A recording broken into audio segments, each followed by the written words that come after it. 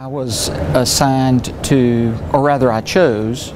to be on judicial administration, which generally has to do with the processes in the Book of Discipline for administrative procedures or church trials for clergy, and as it developed for bishops as well. And when we organized, I was chosen to chair one of the two subcommittees, so it was a much busier week, frankly, than I have experienced before. This is my third General Conference. As many of the committees did, we had legislation on human sexuality that impacted our parts of the Book of Discipline,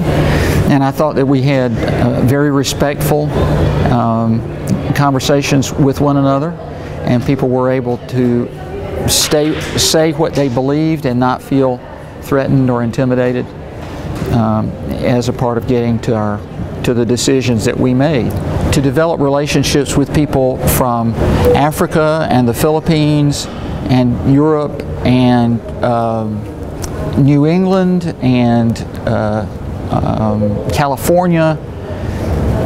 which helps broaden your understanding of what it means to be a global church, to have people become real people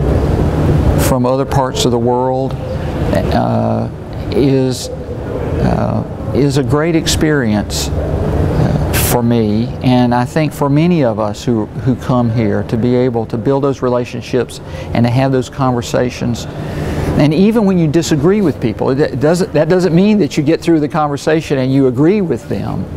It just means that you get to know them more fully as human beings and appreciate what perspective they may bring. And to talk about things that have nothing to do with church. To talk to them about what life is like where they live. And it has actually deepened my appreciation for this phrase that we use when we talk about being a connectional church. That there's a remarkable power in that, and it forces you to think about and begin to understand what it means to say that the gospel of Jesus Christ is something that is offered to all people, so that the church that I grew up in South Carolina is not the only way to do church, and is not the only way to reflect the salvation that we find in Jesus Christ. Although at the heart of it, in every place, it is about receiving the gift and sharing it with other people and forming our lives to reflect that gift. I believe that the people that have come here from South Carolina